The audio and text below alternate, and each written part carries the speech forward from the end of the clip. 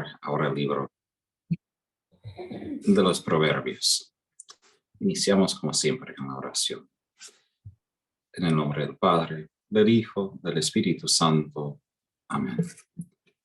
Señor Jesús, pedimos que tu Espíritu Santo infunda en nuestras mentes y corazones tu sabiduría, para que podamos ver la realidad según tus ojos, para que tengamos tu mente, para que juzguemos correctamente las cosas terrenales, para que podamos conseguir tus promesas de las realidades eternas.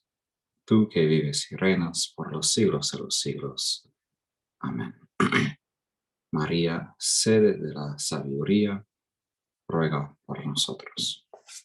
En el nombre del Padre, del Hijo, del Espíritu Santo. Amén.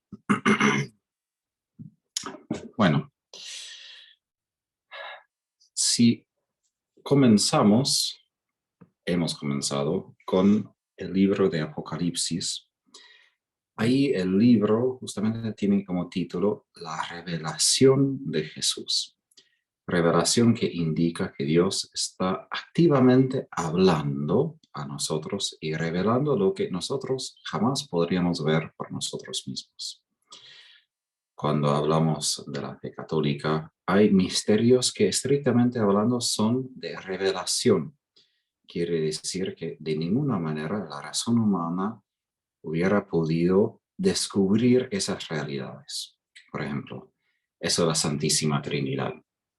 Ni por el esfuerzo mayor de toda la historia hubiéramos podido entender, alcanzar esa verdad que Dios es una Trinidad de personas. No hay manera. Solamente Dios puede revelar esa realidad y nosotros por la fe creemos lo que Él dice porque Él es la verdad. ¿A qué voy con esto? Que hay dos maneras de saber en cuanto a nuestra fe católica. Una es saber a través de la fe, que es aceptar lo que dice otra persona por su autoridad. Autoridad que quiere decir que podemos validar que esa persona es veraz, que lo que dice es digno de confianza. Por eso debo creer. Pero no puedo probar lo que dice. Solo puedo probar que esa persona es digna de confianza, pero no puedo probar de lo que dice es verdad. Simplemente tengo que creer su palabra. Ahora, todos iniciamos la vida así porque hay un montón de cosas que creemos de nuestros padres que no podemos probar. De hecho, que son nuestros padres, tampoco podemos probar directamente porque en peor de los casos podrían haber fingido documentos, muchas cosas, ¿no? Entonces, la vida está construida sobre confianza, sobre la fe, de creer en otras personas. Si no fuese así, bueno, viviéramos en sospecha total, en miedo total y no podríamos hacer nada. Pero eso no abarca todo lo que podemos saber. También sabemos las realidades a través de la razón humana. Ahora, hoy en día, cuando pensamos en la razón, pensamos en la razón según lo que sería la iluminación francesa, ¿no? La razón como contrapuesta a las emociones, contrapuesta a la experiencia, ¿no? La mera razón de una mente, de alguien que está en su escritorio pensando en deducciones lógicas. Pero la razón humana abarca mucho más que esto. Y según Santo Tomás de Aquino, la razón humana no es algo aislado del resto del ser. Y de hecho, sabemos esto de la psicología hoy, pero Santo Tomás de Aquino ya lo sabía, que no hay manera de separar completamente emociones, ¿no?, de la razón, ni acciones de la razón, que todo va junto, porque somos toda una unidad, cuerpo y alma, como seres humanos. Pero aquí voy. Que nosotros, aun si crecemos primero en fe, digamos, en creer otras personas que son, por ejemplo, nuestros padres, que esta es mi familia, ojalá venga el día que nosotros podemos descubrir el mundo por nosotros mismos. que con nuestros propios ojos también nosotros podemos ver lo que es verdad y lo que es mentira, lo que es bueno y lo que es malo. Y eso involucra algo de probar. A veces nos equivocamos, aprendemos de esas equivocaciones, intentamos de vuelta. Entonces, si el libro de Apocalipsis apunta misterios insondables que solo Dios puede revelar, aquí en el libro de los Proverbios y también en otros libros de la sabiduría en el Antiguo Testamento, vemos otro enfoque de la realidad humana y es captar la sabiduría de Dios escondida en la realidad frente de nuestros ojos. Hoy en día, en cuanto a la ciencia empírica, si pensamos en química, física, el punto de vista materialista ha arruinado, ha borrado esa idea que la realidad revela a Dios, revela una verdad espiritual, no simplemente revela datos. Y aquí hay una diferencia entre lo que llamaríamos sabiduría y simplemente ciencia como información. Alguien que es sabio es alguien que sí sabe muchas cosas, sabe muchos datos, ha aprendido mucha información, pero es un paso más allá de esto, porque la sabiduría exige que toda esa ciencia, esa información quede bajo la luz divina. Y esa luz provee una unidad a toda esa información, porque si no fuese así, tendríamos un montón de información, pero que no tiene que ver nada uno con el otro, ¿no? Pero como católicos nosotros creemos que todo el universo, toda la creación es sacramental. ¿Qué quiere decir? Que nosotros creemos que el mundo material refleja el mundo espiritual. De hecho, creemos eso en cuanto a nosotros mismos. Somos cuerpo y alma. Mi cuerpo revela lo que quiere mi alma. Es decir, el cuerpo es como se manifiesta concretamente mi alma. Sin el cuerpo, en esta vida, el alma no puede vivir, no puede expresarse. Entonces, todo el mundo material, creemos, sacramental, revela a Dios, revela su sabiduría, revela su voluntad. Pero el asunto es cómo interpretarlo, cómo ganar esa sabiduría, cómo descubrir esa sabiduría. Ahora, antes de contestar esas preguntas, quiero añadir una cosa más sobre el libro de Apocalipsis. Si ese libro nos da una orientación sobre la historia, cómo debemos interpretar las cosas que nos pasan, como guerras, plagas, pestes, necesitamos, hasta que Jesús vuelva, no simplemente perseverar ciegamente, necesitamos vivir. No somos llamados simplemente a sobrevivir, somos llamados a vivir plenamente. Y la sabiduría tiene que ver con esto, de cómo vivir en esta vida, para que podamos conseguir la vida eterna. Entonces, si Apocalipsis apunta el futuro, ¿no? Apunta mucho a la esperanza, la espera de la segunda venida de Jesús, el libro de Proverbios y la sabiduría en general apunta el presente. Y eso necesitamos justamente para esperar por su segunda venida. Necesitamos no simplemente su palabra sobre el futuro, necesitamos en presente captar cómo vivir ahora en medio de muchas circunstancias, en medio de muchas dificultades.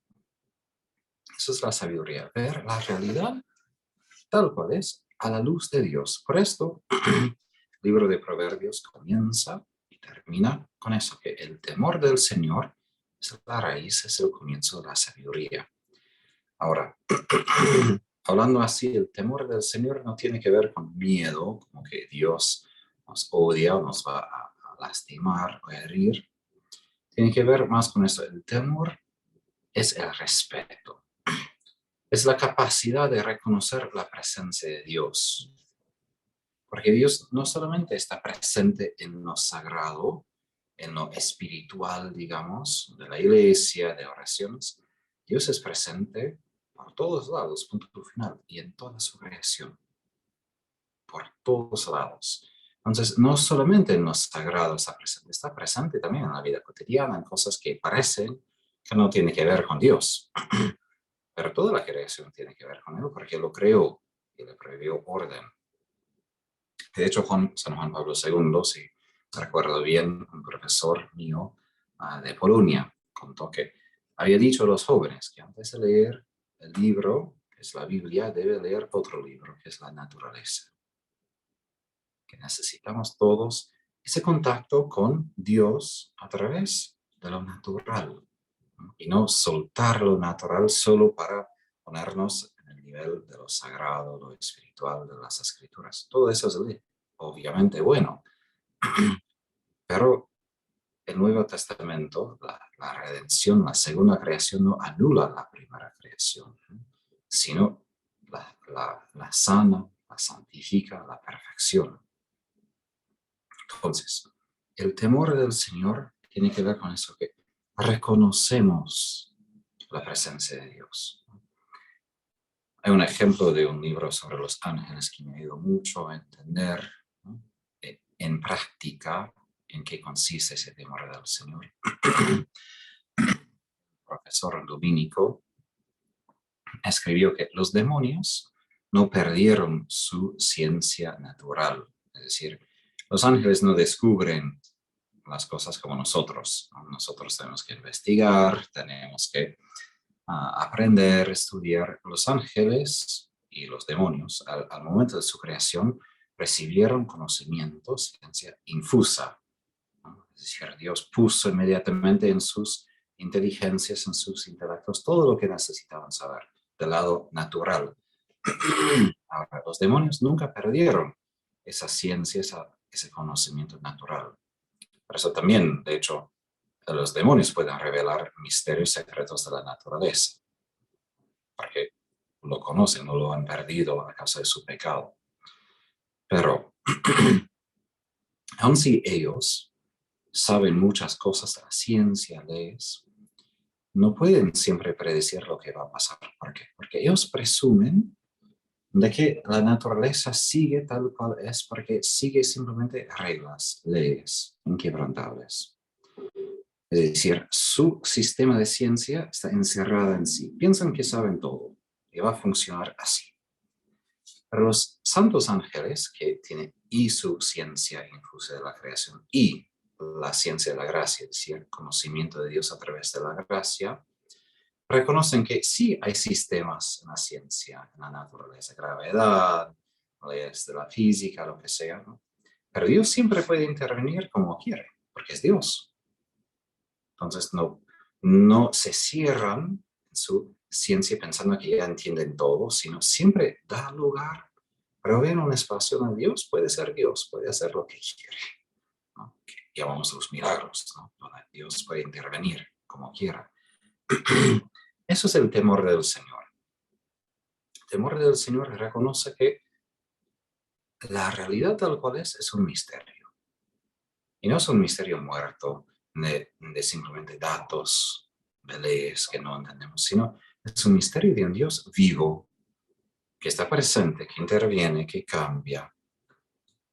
Entonces, el temor del Señor es el comienzo, el principio de la sabiduría, porque reconoce que nuestra vida está construida sobre la palabra de Dios, sobre lo que es su plan, su patrón, su modelo, y que Él nunca está ausente. Entonces, lo que llamamos, sí, causas y efectos, todo es verdad según la ley científica, pero detrás de esto queda Dios. Entonces, la sabiduría cristiana consiste en ver las realidades frente de nosotros, pero a la luz de Dios, a la luz de la fe, no sin Dios. Y ahí podemos hablar de la filosofía. La filosofía, como tal, de la palabra griega, quiere decir que amamos, ¿no? Es el amor de la sabiduría. Y filosofía en sí es como una empresa humana, ¿no? No es simplemente lo que dijo un autor, lo que dijo Aristóteles. La filosofía tiene que ver con nuestra capacidad de pensar. Y de hecho, San John Henry Newman, un cardenal de Inglaterra, él dijo, de hecho, de que la materia más importante es la filosofía, pero no filosofía para memorizar lo que dijeron los filósofos, pero filosofía como la capacidad de pensar, la capacidad de mirar la realidad tal cual es, examinarlo, averiguarlo, entenderlo, porque él dice que justamente lo que necesitamos aprender en escuela, en colegio, es cómo pensar, porque la información para memorizar, bueno, está en los libros, pero la formación en las escuelas es para formar la mente, ¿no? Cómo pensar. Y un filósofo, Josef Pieper, que es un alemán, teólogo, filósofo, él dijo que el comienzo de la filosofía es estar maravillado. ¿No? Es otra manera de entender temor del Señor, de quedarse maravillado frente de la creación de Dios, que es su primer misterio, es su primera manera de revelarse, ¿no? Y aun si se ha revelado plenamente en Jesucristo, todavía nos revela a través de la creación, a través de la naturaleza. Muchas veces nosotros tomamos dado por cuenta la realidad que nos rodea, porque no estamos acostumbrados que sea así. El libro de los Proverbios y la tradición sapiencial de la Biblia, de otros libros, o por ejemplo Sirácides, ¿no? Apunta esa capacidad de mirar lo obvio, ¿no? San Agustín dijo que el genio es quien mira el obvio y lo entiende, algo así. La idea es que todos nosotros miramos la misma realidad, pero no entramos en el misterio para captar la sabiduría escondida allí. Entonces, la filosofía es una manera de vivir, de reflexionar sobre la vida, su sentido, su regularidad, lo que significa. Entonces, el libro de los Proverbios para mí es el próximo paso del libro de Apocalipsis, que consiste en confiar en lo que Dios ha prometido para el futuro, aun en circunstancias completamente opuestas, ¿no? Contrarias, de oscuridad, de prueba. El libro de Proverbios tiene muchos consejos, ¿no?, de los sabios de cómo vivir una vida buena ya ahora. Sabemos como cristianos que nuestra vida buena aquí en la tierra siempre va a involucrar la cruz, pero aún esto, podemos decir, también es sabiduría. Por eso Santa Edith Stein escribió todo un libro sobre la ciencia de la cruz, ¿no?, la sabiduría de la cruz. Porque hay lógica en esto, no viene de la nada, ¿no? Hay sabiduría escondida ahí en la cruz. Ese libro de los Proverbios es una compilación de muchos proverbios, pero en sí lo que quiero no es simplemente explicar, aun si voy a explicar los proverbios y vamos a pasar poco a poco hoy, solo voy a introducir, presentar el libro un poco. La semana que viene vamos a comenzar con el primer capítulo. Pero como digo, la realidad no se explica tan fácilmente. Y muchas veces, sin quedarnos maravillados, ya intentamos explicar todo, entender todo, y quitamos a la realidad su misterio. Y en hebreo la palabra para ese libro es mashalim, que quiere decir acertijos, proverbios, parábolas, todo junto. Nosotros pensamos en proverbios como oraciones cortas que tienen un sentido, ¿no?, profundo sobre la vida, que muchas veces nos enseña cómo comportarnos, qué hacer, qué evitar.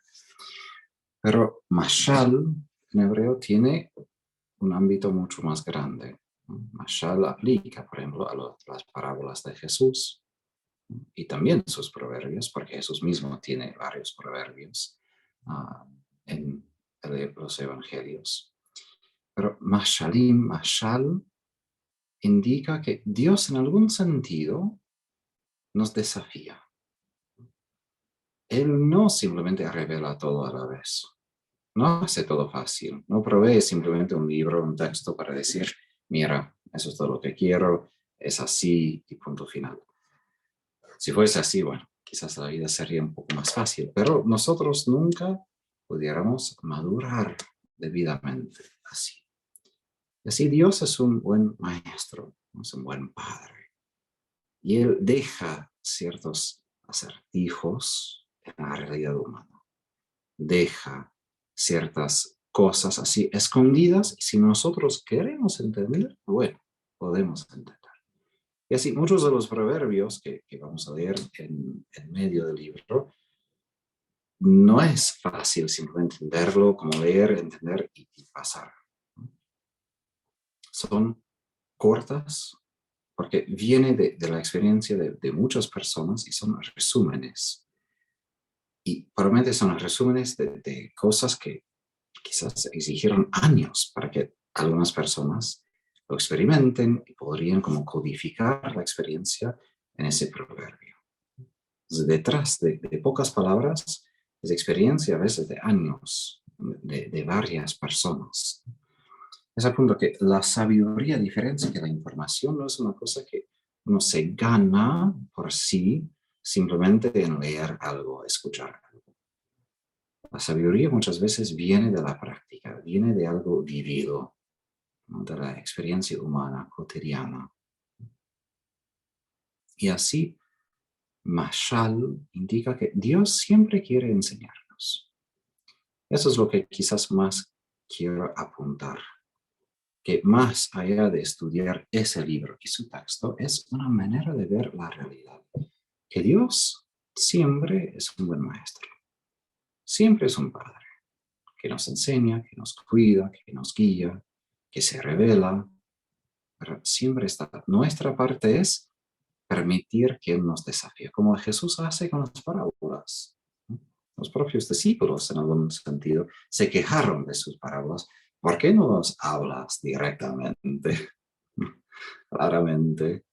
¿No? Y Jesús explica, es porque Él quiere que ellos se empeñen a aprender, indagar, investigar. Y eso es parte de la sabiduría. La sabiduría exige ciertas actitudes morales. No todos son sabios, porque no todos quieren empeñarse en necesario para aprender esa sabiduría.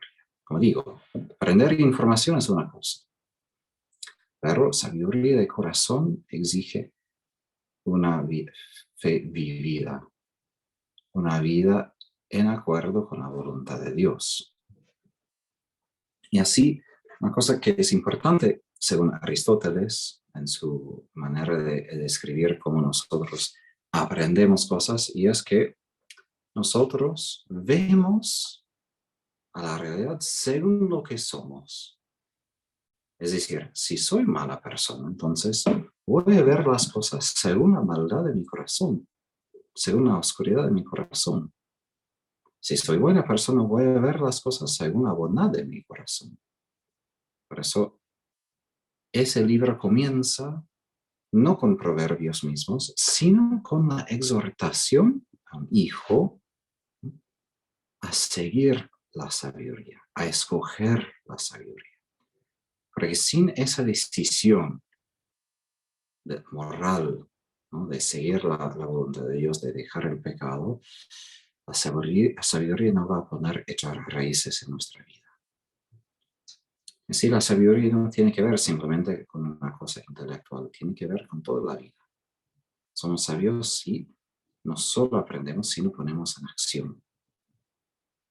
Y hay varios momentos en el libro de Apocalipsis que llama a los lectores a ser sabios, a entender las cosas con sabiduría. Y el libro de Apocalipsis deja mucho desconocido. Es decir, al momento que revela varias cosas, al otro momento deja mucho en oscuridad. Y es muy fácil llenar esa oscuridad con otras ideas, profecías. Pero yo diría, ¿cómo llenamos esa oscuridad, esos vacíos? Con la sabiduría cotidiana. En escoger los caminos de Dios, seguir su voluntad, siguiendo su voluntad, cumpliendo sus mandamientos, vamos a ganar poco a poco esa sabiduría del corazón, que al fin de cuentas es lo que llamamos en la tradición moral la prudencia, que no es simplemente el conocimiento intelectual, sino es una habilidad de ver la realidad y comportarse bien, hacer las decisiones buenas, de manera que puedo lograr mi meta, que es llegar a Dios, llegar al cielo. Porque aun si nosotros podemos decir, bueno, si todos queremos ir al cielo, lo importante no es el deseo, lo importante es tomar los pasos adecuados para que lleguemos allí. Y eso es la prudencia, tomar los pasos adecuados para llegar a la meta. Ahora, ese libro, al comienzo, por ejemplo, tiene 10 capítulos de exhortaciones. Y esto anima al lector, como un hijo, a escoger la voluntad de Dios, escoger lo que Dios pide.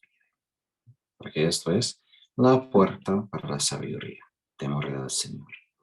Pero después, los proverbios mismos no tienen una orden. De hecho, pasa de una cosa a otra cosa a otra cosa, muy mezclado. Porque también la vida es así. La sabiduría viene de varios aspectos de la vida que parece que no tiene que ver consigo mismo. Viene de varias cosas. Pero la sabiduría abarca toda la vida cotidiana, todo lo que nos rodea, no simplemente lo sagrado, hasta lo más básico. Y esto para mí es importante, que como Jesús dice, que debemos ser sabios, astutos, y se queja que no somos, que los que promueven el mal, los que están bajo el dominio de Satanás, son mucho más sabios a cumplir sus planes que nosotros somos. Y creo que sí, falta mucho esa sabiduría concreta.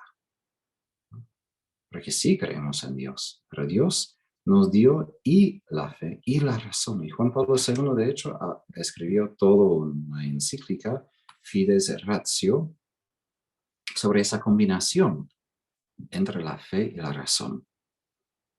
De que el uno no borra el otro. Necesitamos las dos, y la razón y la fe. Son dos alas. Y con esas dos alas subimos hacia Dios. Y creo que hoy, especialmente en un ambiente, por ejemplo, donde no se promueve la fe, no favorece la fe, necesitamos más y más sabiduría. A manifestar en lo humano que nuestra fe tiene sentido. No defendiéndolo simplemente con pruebas, pero con el estilo de vida, un estilo de vida que lleva a la felicidad, aun terrenal. Y aquí quiero terminar que ese libro, obviamente, es un libro compuesto antes de Cristo, entonces no tiene la plenitud de la revelación.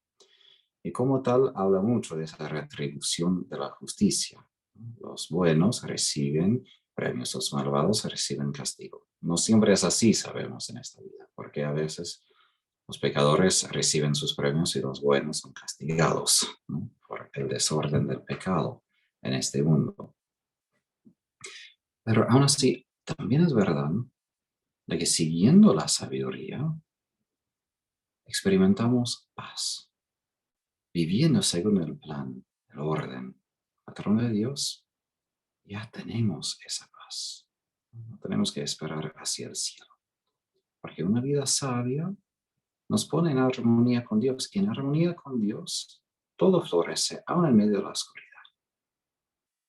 Entonces, ahí dejo que la sabiduría es para que tengamos una vida bendecida, una vida llena, ya ahora. Porque Dios sí quiere bendecirnos. Y siguiendo su voluntad, nosotros recibimos esa bendición. Por la intercesión de la Virgen, la sede de la sabiduría, que Dios los bendiga y guarde ahora y siempre. En nombre del Padre, del Hijo, del Espíritu Santo.